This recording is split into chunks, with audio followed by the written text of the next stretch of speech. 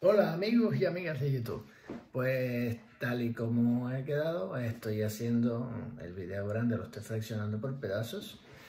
Y ya que voy a presentar esta parte que es la cuarta, que es hagamos un poco de historia, hay un tema que yo toco y es el tema de Franco.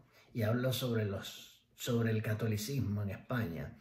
Quiero acotar aquí en esta partecita que a lo que me refiero, y es el problema principal, uno de los problemas principales del rencor y el problema que tiene la izquierda en este país con el cristianismo y con el catolicismo y todo eso, es que han confundido la peste con el olor.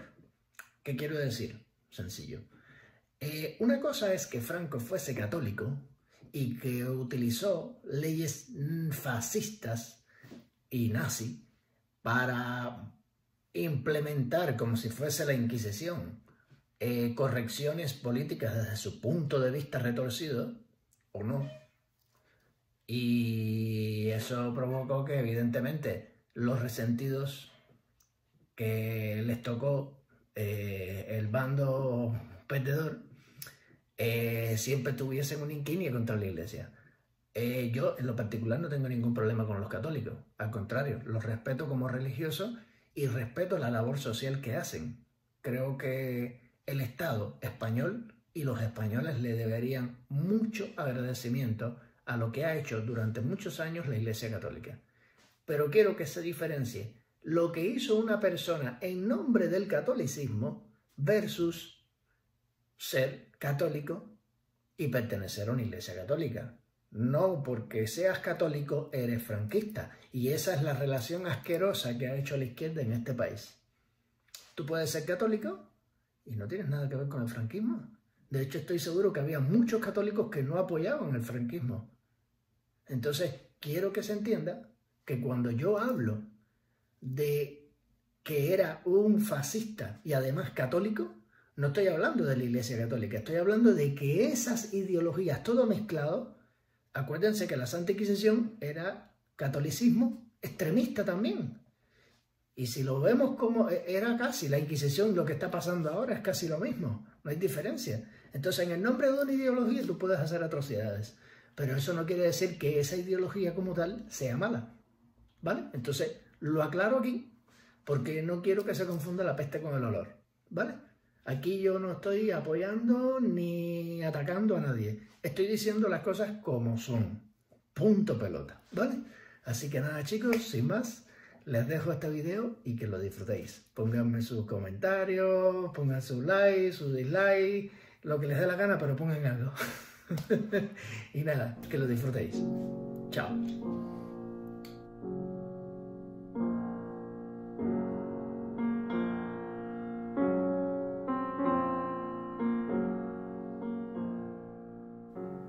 Bien, terminemos esta parte y ahora vamos a pasar a la parte legal. Sí, a los profesionales de la ley, a los letrados, a los juristas. De cierta manera, estas personas también tienen que ver con este tema. Porque partiendo de que esto es una ley, evidentemente tienen que ver sí o sí. Entonces vamos a hablar, vamos a hacer un poquitico de historia sobre la eutanasia, porque creo que hay muchas cosas que se ignoran sobre ella. Entonces, ya que estamos en esta parte de la ley, para aprobar una ley pues hacen falta argumentos. Entonces se cuentan unos argumentos, te ponen un caso de una señora que está dolorida, que no sé qué, que no puede ni hablar, y de un señor que está pidiendo que hace falta una ley para exterminarla. Porque ella estaba pidiendo, vale, yo no quito ni doy, yo ni siquiera voy a opinar sobre el tema. Mis respetos para las personas que estén en situaciones tales, porque son muy, muy difíciles. Yo asistí a mi abuelo hasta el momento, de hecho mi abuelo murió delante de mí, lo estoy aclarando. Mi abuelo no es que me dijeron, no, el paciente ha fallecido, no, yo estaba ahí con la doctora y los enfermeros. Y mi abuelo, cuando ya hubo un momento en que no había manera de canalizarle la vena, se la trataron de poner por la arteria. Y como tenía la piel en tan malas condiciones, lo que sucedió fue que cuando trataron de canalizarle la vena, la arteria, fue como si le hubieran cortado la arteria. Se fue en sangre. Y yo nunca he visto una cara de mayor desespero que el de mi abuelo en ese momento. Fueron momentos muy duros. Y ver cómo una persona que tú quieres se te está muriendo delante. Y ver cómo esa persona no se quiere morir. Por eso digo que yo respeto que esté pasando una situación como esa, pero no querramos convertir la situación de una persona, o de dos, o de tres, o de cinco, en la situación de todo el mundo. Todo el mundo no piensa igual. No puedes hacer una ley para meter ahí a todo el mundo. No. Todo el mundo no ve la vida igual. ¿Vale? Discúlpeme que esto me afecta, esto es muy personal. Por eso me ha costado tanto trabajo hacer este video.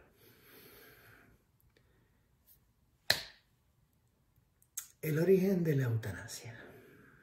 Bien.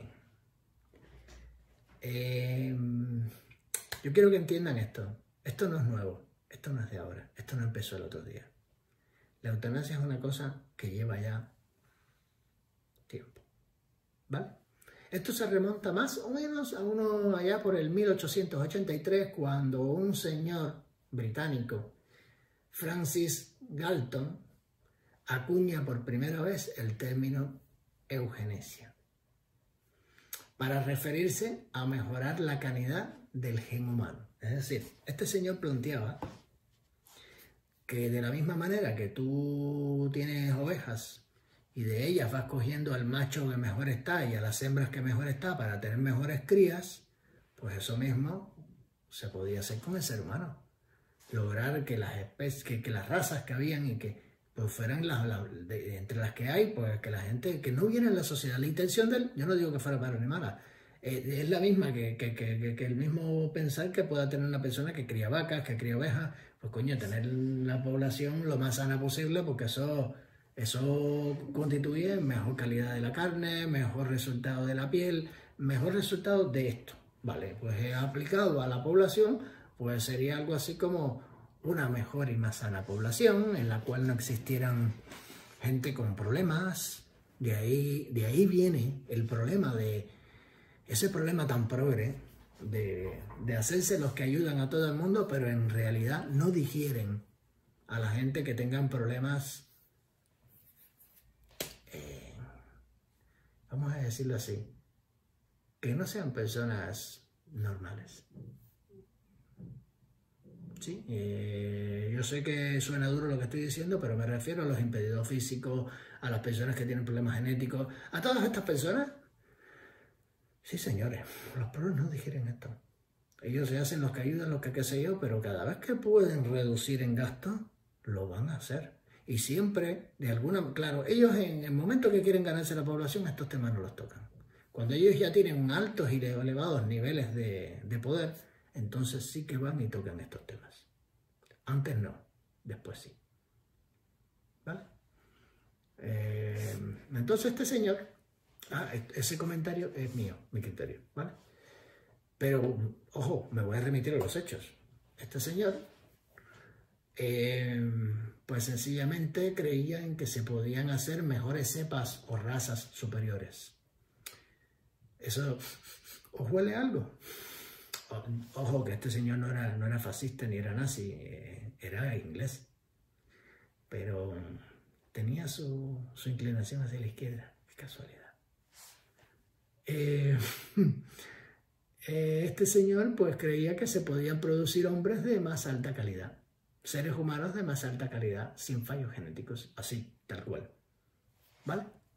Estas ideas pues captaron el interés de una buena parte de la comunidad científica, que aspiraba a una contribución al bien común. Ojo, una contribución al bien común. Eso huele a comunismo. De hecho, en muchos aspectos la eugenesia, tuvieron fuertes vinculaciones con los movimientos progresistas y de izquierda. Esto no me lo estoy inventando yo, eso está en Wikipedia. Os dejo abajo en Wikipedia e incluso en una página de... No voy a mencionar ni el nombre porque os vais a quedar locos. Os voy a dejar los vínculos abajo para que lo leáis. ¿Vale? Y lo dice así literal. Dice que esto, en muchos aspectos, la eugenesia estuvo fuertemente vinculada a los movimientos progresistas y de izquierda. Entre los promotores se puede citar a George Bernard Shaw, no sé si lo pronuncié correctamente, o el escritor socialista H.G. Wells. Qué casualidad. Sigamos. A esto se le sumó también después pues las ideas del malthusianismo. Esta teoría la desarrolló, es decir, el malthusianismo, como dije anteriormente, no voy a entrar en muchos detalles sobre el malthusianismo, porque eso habría que hacer un video para eso nada más. Pero así, tocando por arribita, el malthusianismo es una teoría desarrollada por un señor llamado Thomas Robert Malthus durante la Revolución Industrial. Y resumiendo a grosso modo, esta teoría va de que el mundo es como una tarta y que tiene un límite. Y que cuando ese límite de personas que conviven juntas se excede, empiezan a sobrar personas. Sí, tal cual lo estoy diciendo. Tal cual. Y que hay que reducir a esa población de distintas formas. Esto es a principios de la Revolución Industrial. Este señor, posiblemente, es que son más o menos del mismo periodo de cuando Marx, Engels, ellos son de ese periodo. De hecho, este era por ahí, de Charles Darwin también, estaban por ahí, ¿vale? Charles Darwin, de hecho, se molestó porque quisieron relacionar su teoría con estas cosas, ¿vale? Y pues este señor pensaba que había que reducir la población de distintas formas, que podía ser a través de las guerras, de enfermedades, de la castración. Sí. Bill Gates y Melinda Gates estaban haciendo unos proyectos por ahí, por África. Porque según ellos hay demasiados negros africanos. Sí, negros africanos, no son rubios, son negros. Y orgullosamente negros. Pero parece que ellos entienden que sobra gente. No voy a entrar con Bill Gates ahora. Es que casualmente Bill Gates tiene en TED unas charlas que hace unos años allá atrás, por allá por 2014, ya estaba anunciando que iba a venir un virus y que iba a matar a una buena parte de la población mundial. ¡Joder, qué casualidad! Dejémoslo ahí, para que después no me digan conspiranoico. Vamos a seguir con esto de la historia, ¿vale? La eugenesia tuvo dos caras, la cara positiva y la cara negativa, evidentemente. En la cara positiva, pues vamos a decir que en esta filosofía de la eugenesia, para lograr personas más sanas, tal como dije, una mejor raza, unas mejores cepas de seres humanos más saludables y mejores, pues de esta surgieron, pues vamos a decir así, que leyes a través de las cuales se incentivaba la salud a través de la higiene personal, el ejercicio, la nutrición adecuada, la sanidad sexual, sí, educación sexual. Y esto pues evidentemente llegó a rozar extremos que casualmente, después verán por qué digo casualmente, se llegaron a expedir permisos de matrimonio condicionados por un justificante que decía que usted no tenía enfermedades venéreas. O sea, para poderte casar tenías que presentar ese documento de que usted era una persona sana. Creo que algo de eso quieren hacer ahora con lo de la vacuna. Si no estás vacunado tienes que aparecer en un registro de algo. Uy, cualquier coincidencia o parecido con esta realidad es pura coincidencia. Se los dejo a su imaginación. Esto, por supuesto, era para justificar las persecuciones, porque el tema es que esto facilitó Es decir, si tú no tenías prácticas sexuales sanas, consideradas sanas, entonces no podías tener ese certificado. Y esto facilitó pues la persecución a colectivos considerados indeseables. Sí. ¿Quiénes eran los indeseables de la Revolución Industrial y un poquito después? Lo que hoy les conocen como los grupos LGTB, lesbianas, homosexuales, bisexuales, todas estas personas que tenían un comportamiento sexual free, libre, a su manera, pues estas personas eran consideradas como indeseables y eran perseguidos en muchos casos. No siempre, pero en muchos casos fueron perseguidos. Y la eugenesia se convirtió en lo que hoy llamamos una política transversal. ¿Sí? Transversal. ¿Os suena esa palabra? Lo gracioso del tema es que después de que ellos lo hicieron, pues dicen que el capitalismo es quien los persiguió. Cuando fueron precisamente los promotores de la eugenesia quienes atacaban, porque siempre se ha dicho que no, que los religiosos católicos, yo no digo que no haya habido gente de creencias, acuérdense que estoy diciendo que la civilización occidental está basada sobre las creencias judío-cristianas. Es decir, es imposible decir que no habían personas que estaban influenciados por la cultura judeo-cristiana, pero tú no puedes decir que eran cristianos o que eran judíos o que eran practicantes de estas religiones los que perseguían a estas personas.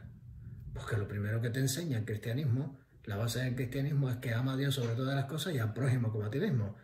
¿Existen gente oportunista? Sí, siempre la ha habido. En todas las religiones, en todas las creencias, en todo. Incluso está en el Partido Popular. Discúlpeme, eso me salió del alma. Pero desgraciadamente estos grupos han sido principalmente perseguidos por la gente de izquierda, y entonces lo paradójico es que a día de hoy salen con retratos del Che, un homófobo de los buenos de verdad, como si fuera un símbolo de lucha. Si ellos fueron los que le abrieron fuego a ustedes, ellos fueron los que les atacaron a ustedes, ellos fueron los que les persiguieron. La gente de izquierda históricamente han sido los que han atacado a los colectivos LGTB, homosexuales, bla, bla, bla, bla, bla, y todas esas variantes que existen. Sí, y la izquierda toda la vida le ha atacado. Y para que os vaya quedando más claro, seguimos con la historia. Esto no es invento ni creencia mía, no me lo estoy inventando yo, esto no es mi criterio personal, esto es historia. Y os dejo el vínculo ahí para que lo leáis y lo comprobáis, ¿vale? Es bueno que aprendáis. No me hagáis caso a mí, lean, estudien, os invito. Entonces, ahora vamos entrando en la parte negativa. Esa era la parte suavecita de la eugenesia, ¿vale? La eugenesia negativa era un poquito, vamos a decir que era esto, pero con estrógeno. Era más brutal, ¿vale? Allá por 1907 se aprobó la primera ley en todo el mundo de esterilización o castración obligatoria, que partía de esta parte de la eugenesia. Es decir, vamos a tratar de lograr una mejor población y lo que sobra hay que eliminarlo. Entonces, esta ley, aprobada en los Estados Unidos en 1907, vamos a decir así que fue una especie de prueba piloto. Después explico por qué. Esta ley de esterilización y castración obligatoria era aplicada a criminales, violadores. Creo que esta es una de las pocas veces en las que he estado de acuerdo con ella. Pero bueno, no, retiro lo que he dicho. No sea que quien se ofenda. Esta ley, aprobada en 1907 en Estados Unidos, como había dicho anteriormente, era para castrar, era castración obligatoria y era aplicada a todo, era para evitar que lo que era considerado como elementos de la sociedad no se reprodujesen. O sea, como dice un dicho, de tal palo tal astilla, si tú eres un ladrón, pues tu hijo va a ser ladrón. Si tú eres un violador, pues tu hijo va a ser violador. Pues para evitar, según esas creencias que había en aquel entonces, Para evitar eso, la ley esta decía que para evitar la proliferación del crimen, pues a los criminales, es decir, asesinos, ladrones, criminales, violadores, enfermos mentales, minusválidos, ojo, repito, minusválidos, ¿vale? Y en ocasiones a homosexuales se les castraba para que no se pudieran reproducir, para que no tuvieran prole, para que no tuviesen hijos, ¿vale? Se les castraba. Esa fue de la negativa, esa fue algo así como decir la florecita, la primera, la germinación de la semilla. Fue algo así como el comienzo.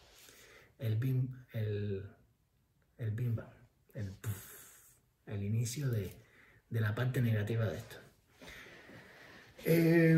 Para 1922, en 18 estados de los Estados Unidos ya se aplicaba esta misma ley.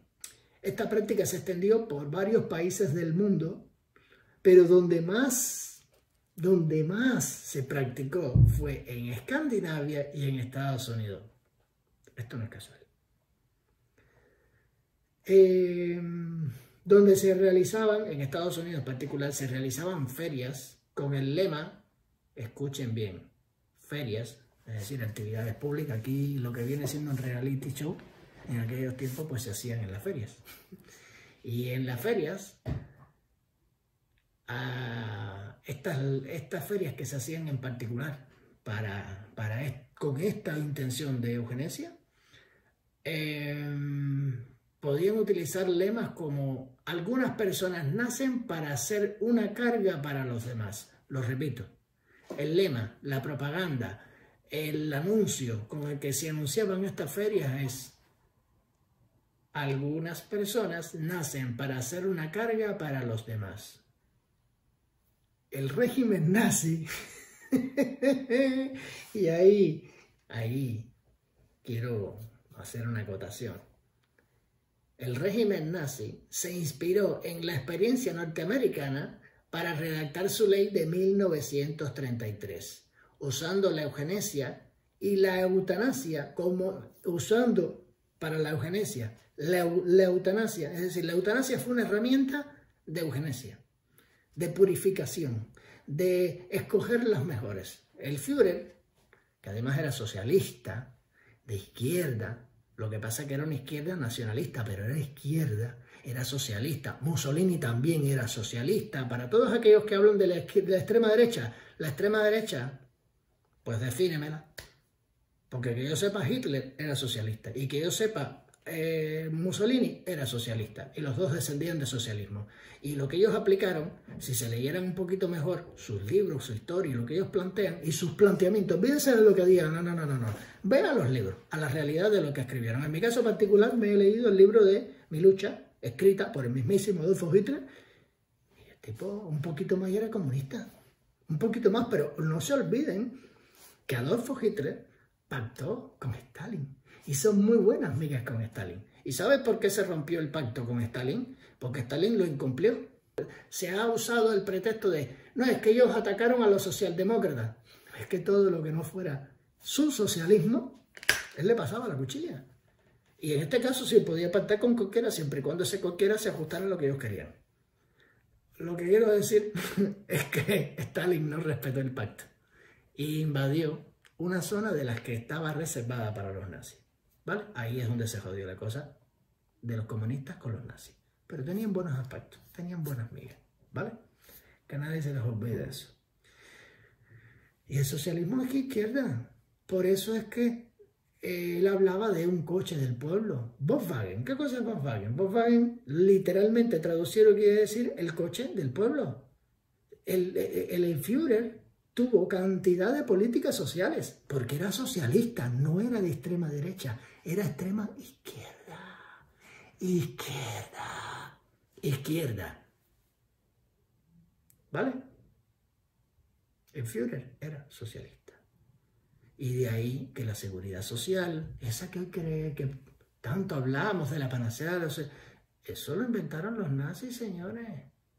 El señor Bismarck, que estaba antes del Führer, que era socialista también, desarrolló la sanidad, pero ellos fueron los que la seguridad social y todo eso fueron los que vamos a decir así, lo propusieron, y de hecho aquí en España lo implementaron, lo implementó el señor Franco, otro oportunista, socialista, nacionalista y católico. Entonces la gente confunde, como aquí en España se confunde ser católico con derechas, por eso es que se dice que eran de extrema derecha, pero en realidad las ideologías de Franco eran social nacionalistas, social nacional, como las eran las de Hitler. Hitler no era de derechas, era de izquierdas, como lo era también Mussolini. Pero bueno, este no es el tema es la eutanasia. Volvemos ahí. En 1902, no, ya habíamos salido de 1902, miento. En 1933, las políticas eugenésicas que estaba utilizando el Führer en Alemania, que era también para purificar la especie, para quitar todo lo que él entendiera que no formara la pureza de la raza aria, era lo mismo pero aplicado a puramente la raza aria. Era lo mismo pero aplicado a esa particularidad. ¿Por qué? Porque era nacionalista, era de ahí. Yo hago esto y ya está. Y fuera de aquí todo el mundo es enemigo. Por tanto y demás, candela por todo el mundo. Y una de las herramientas que utilizó fue precisamente la eutanasia. La eutanasia, aunque significa, la palabra eutanasia quiere decir bien morir, como bien dijo el médico anterior, en realidad creo que cuando se utiliza como herramienta no es precisamente un bien morir. ¿Vale? Entonces, quiero que quede claro que en 1933 se aprueba en la Alemania nazi, socialista, socialista de obrero alemán, eso es lo que significa nazi en la abreviatura, una ley que se llamaba Action T4. Action T4 porque estaba relacionada con el nombre del lugar donde estaba establecida la comisión. En la calle, el lugar se llamaba Action, entonces T4, Action T4, y de ahí viene el nombre. Y fue la primera ley literal que se utilizó para exterminar gentes. Entonces, cuando alguien se refiere a que la ley de eutanasia española es una ley nazi, no es que lo estoy ofendiendo. No, señores, no es que pretendan, por lo menos no es la pretensión ofenderles. Es que lo que le están diciendo es que esto ya lo hicieron los nazis. Ellos aprobaron una ley y esta ley iba dirigida a aquellas personas que se consideraban que tenían una vida indigna. Eso, señores, eso no es casualidad. Literalmente, ellos decían que las personas que tenían una vida indigna de ser vivida, era el término, yo traté de decir en alemán cómo se decía, pero no me salió. Pero el término traducido significaba eso, todas aquellas personas que tuvieran una vida indigna de ser vivida. Es decir, bajo el pretexto de que habían personas con vidas indignas de ser vividas, lo que había que ver quién consideraba cuáles eran los parámetros de dignidad para vivir esa vida, eran ellos, igual que en la ley de eutanasia, ellos son los que establecen qué cosa es una vida digna. Qué casual, qué casual. Pues en esta ley se incluían a los delincuentes, qué casual, a los enfermos mentales, qué casual, a los discapacitados físicos, sí, a los discapacitados físicos, síndrome de Down, gente de deficiencias motoras, todo lo que fuese un ser humano con algún tipo de problema que según ellos pudiera producir un poquito más de problemas en la población, había que exterminarlo. Y esta ley iba dirigida a eso. Entonces, en la práctica, pues, todo lo que fueran enfermos mentales, discapacitados, disidentes políticos, y quiero dejar muy claro esto, disidentes políticos también fueron incluidos en esta ley. O sea, todo aquel... Esta ley en sus inicios no era precisamente para disidentes políticos, pero se incluyeron como parte del tratamiento. Había que deshacerse de todo lo que no fuera lo que ellos querían. Los pedófilos, los homosexuales, los haraganes. Estoy leyendo literalmente lo que aparece en la ley. Toda la gente, todos los grupos sociales que estaban incluidos en esa ley de eutanasia, ¿vale? Los haraganes, los dementes, los religiosos. Qué casual. Y los débiles. Para eliminarlos de la cadena hereditaria. O sea, para que la raza aria fuera más fuerte, hay que eliminar a los débiles y dejar solo a los fuertes. Eso me suena a la ley de la selva. A la ley de la selva. Qué casual que los socialistas hablan de no dejaremos a nadie atrás. Y exactamente es eso lo que hacen. No dejaremos a nadie atrás. Realmente lo que quiere decir esas palabras es dejaremos atrás a todos los que no sean capaces de seguir al paso que vamos nosotros. Si eres enfermo, si eres un niño con problemas, si eres una persona con problemas, si eres un discapacitado, sobráis.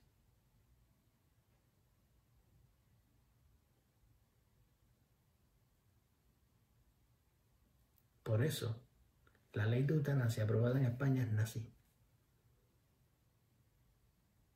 Porque en la práctica, la ley CELA acaba de retirar todas las ayudas a las personas discapacitadas.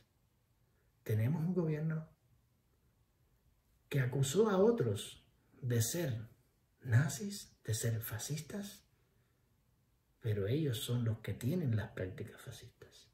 Ellos son los que se comportan como nazis y como fascistas. Fíjate que no he dicho ni quiénes son. Saque usted sus propias conclusiones. De 1939 a ojo, todo lo que estoy diciendo no es mi opinión. Son hechos, historia. Y os voy a dejar los enlaces de todas las cosas. No me estoy inventando nada.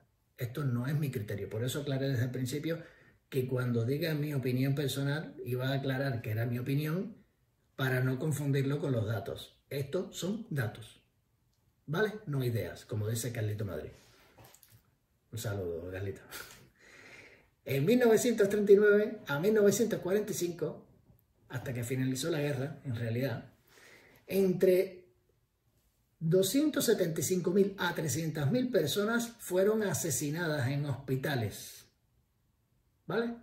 El número de víctimas se esclareció, es decir, antes se creía que eran menos, pero este número de víctimas se esclareció cuando se desclasificaron las listas de víctimas de los archivos de la antigua Alemania Oriental. Es decir, cuando se cae el campo socialista en la Alemania Oriental, estos documentos se empezaron a desclasificar, como también se han desclasificado muchísimos documentos de la antigua Unión Soviética, que no voy a tocar esos temas ahora para que no se le ponga la cabeza así, pero han estado jugando con la humanidad, pero lo que ustedes no son capaces de imaginarse. Pero bien, ese no es el tema, volvemos a la eutanasia. Cuando se cae el muro de Berlín, en la Alemania Oriental, pues se llegan a desclasificar documentos en los que se llegó a encontrar que las víctimas ascendían de 80.000, que eran las cifras oficiales que daban los nazis, cuando cae el régimen fascista y todo lo que era lo que constituyó la Segunda Guerra Mundial. Hasta ese entonces, hasta la caída del muro de Berlín, se creían que estaban entre 80.000 y 75.000. Y después se resultó que eran entre 275.000 a 300.000 asesinados en hospitales, ¿vale?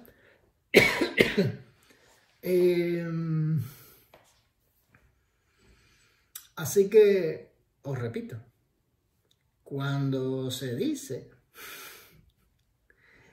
que la ley de eutanasia de España es una ley nazi, créanme, no es una ofensa.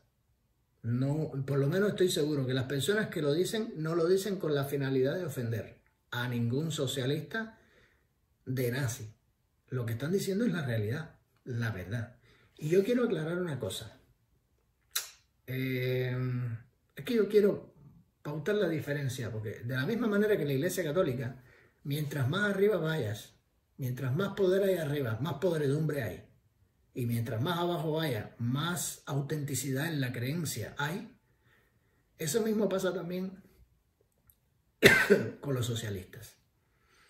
Tengo la agradable experiencia de conocer personas que han creído y han apoyado el socialismo por años y son estupendas personas. Son personas muy humanistas, solo que se han creído el cuento del socialismo, se han creído la milonga del socialismo, se han creído la historia que le han contado esos de arriba, que dicen una cosa y hacen otra. Pero estas personas de las que estoy hablando, que están abajo, no tienen nada que ver. Lo que quiero decir con esto es que cuando hablo de socialistas, no estoy hablando del votante común que apoya al Partido Socialista, al PSOE, o que ha apoyado a Podemos, el 99,99%. Y eso porque no quiero exagerar.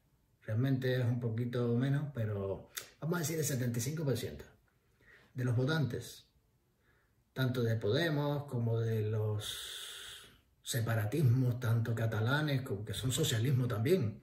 Quiero que lo entiendan, quiero que les quede claro. Es socialismo también. Cuando ustedes lean las doctrinas de los catalanistas, lean las doctrinas de los separatistas, vascos y toda esa gente, y ustedes van a ver que es socialismo puro y duro.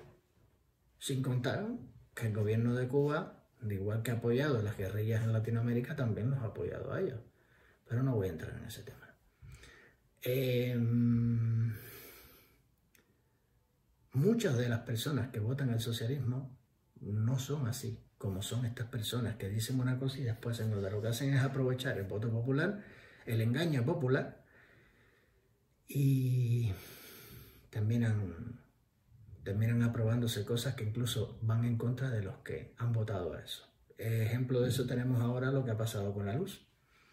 Los que decían que no iban a subir la luz, porque pobrecitos, los pobres trabajadores, las pobres gente que está desempleada, sin trabajo, pobrecitos, les acaban de subir una atrocidad, creo que es un 27% de la luz, se les ha subido, acabando de caer la nevada en Madrid.